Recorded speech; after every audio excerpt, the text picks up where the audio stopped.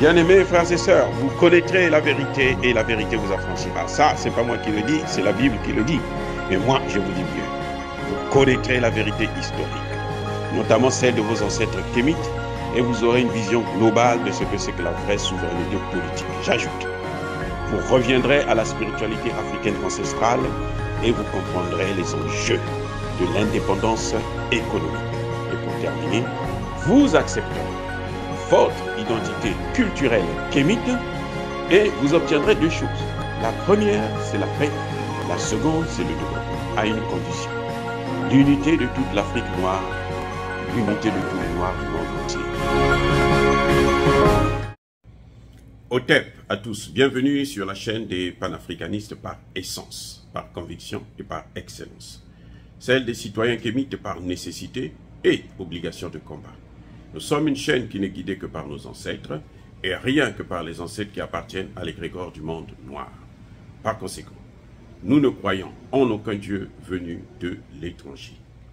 Toutefois, cette vidéo n'est aucunement destinée à inciter à la haine ou à la violence, car nous menons un combat qui est d'abord et avant tout spirituel, ensuite il est politique, géopolitique et géostratégique, contre l'impérialisme, le colonialisme, le néocolonialisme et l'endocoloniat. Tous sont des crimes contre l'humanité.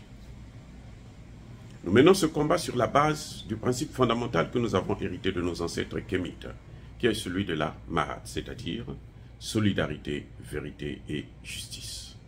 Vous êtes donc en droit de connaître la vérité. Et nous avons l'obligation de vous dire la vérité, rien que la vérité, afin que justice soit rendue au continent africain. Et ça, c'est notre modeste contribution dans cette noble lutte en faveur de la souveraineté, la dignité, la solidarité et l'unité africaine. Ça, c'est ce que nous appelons le panafricanisme. Oh, bien-aimés frères et sœurs, Emmanuel Macron n'arrête pas de multiplier des injures à l'égard des Africains. Il n'arrête pas de nous insulter, au point où il est arrivé carrément à déclarer la guerre contre l'Afrique, la guerre contre nos médias, la guerre contre les panafricanistes.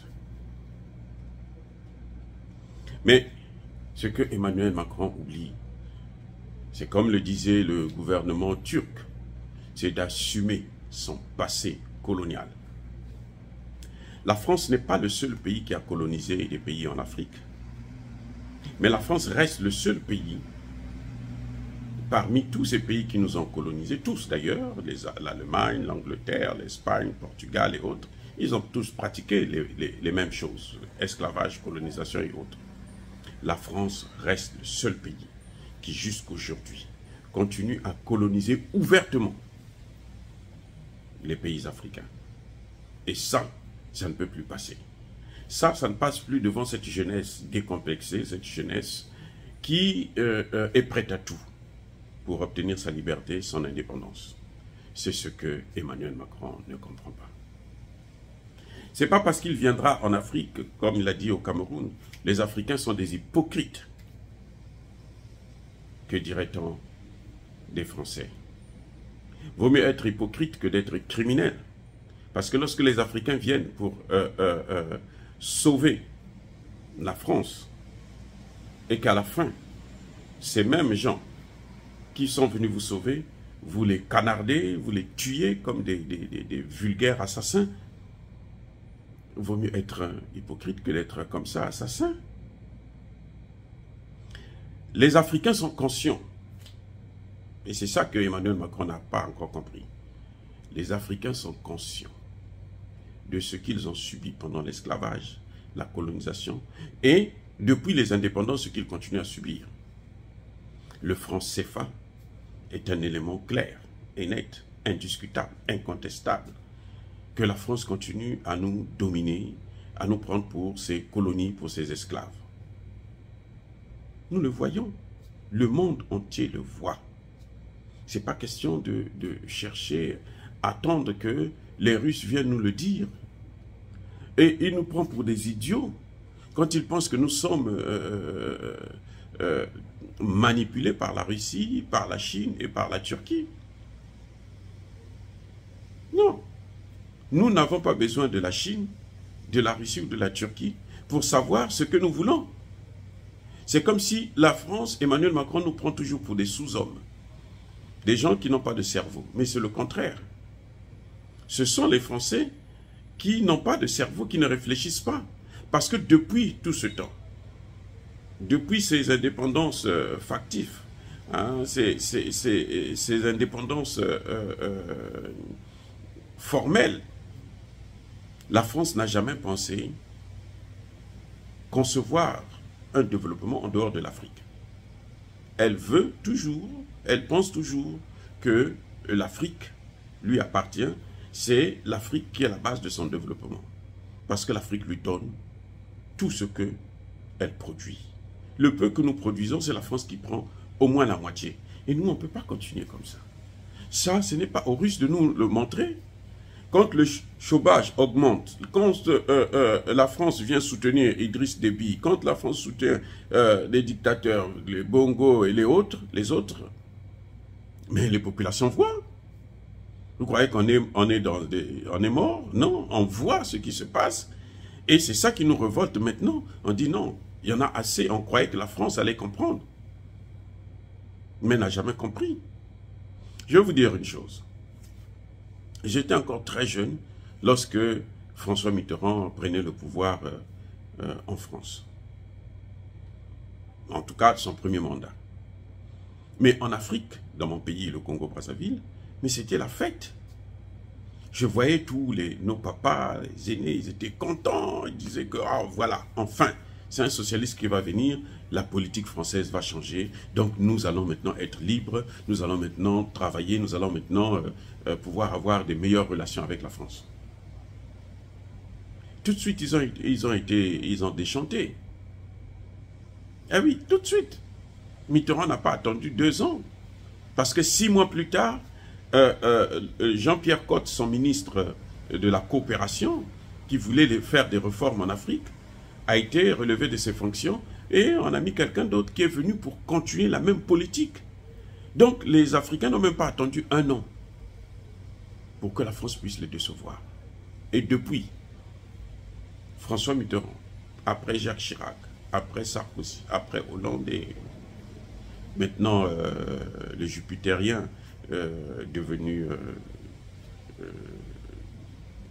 autre chose là, depuis maintenant, ils n'ont fait que mener la même politique. Il faut frapper sur l'Afrique. Il faut taper dur. Il ne faut pas les laisser le moyen de bouger. Toutes les politiques qui ont été menées en Afrique, ce sont des monnaies de domination, d'influence, de colonisation. Le maintien du franc CFA, par exemple, les Africains se sont révoltés pendant longtemps. La France continue. Emmanuel Macron lui-même continue à jouer, tergiverser. Mais les gens voient. On n'a pas besoin de la Chine pour ça. On n'a pas besoin de la Russie pour ça. On n'a pas besoin de la Turquie pour ça. Nous avons besoin de la Chine pour qu'elle vienne investir dans nos pays. La Chine, en peu de temps, en moins de 20 ans, a construit plus de routes, plus d'infrastructures que la France en 150 ans. C'est incroyable. De quoi se demander, mais que fait la France en dehors de piller les matières premières en Afrique? Même les droits de l'homme, elle ne les respecte pas. Puisqu'elle vient, elle tue. Elle peut tuer comme elle veut. Elle massacre des gens. On l'a vu au Rwanda tout récemment, comment la France a contribué à entraîner le pays dans un génocide. Non, Emmanuel Macron doit arrêter de nous insulter. Il faut que ça s'arrête. Parce que de toutes les façons, nous allons toujours répondre. Nous allons répondre au coup par coup. Et peut-être nous allons même donner plus de coups avant qu'il ne puisse commencer encore à nous insulter. Parce que il y a un temps pour tout. Et tout empire finit par périr. Dire cela, c'est inciter à la haine ou à la révolte. Non. Nous n'incitons personne à la violence ou à la haine. Yaba colère, Yamalé, mais c'est le débat. Et Je persiste et je signe. J'assume. J'ai dit.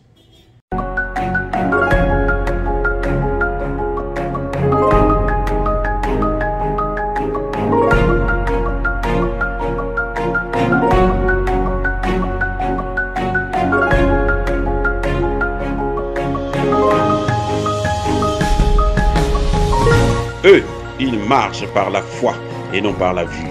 Mais moi, je vous conseille vivement de marcher par la connaissance scientifique et historique, notamment celle de nos ancêtres kémites, par les 5 sens et par l'intelligence.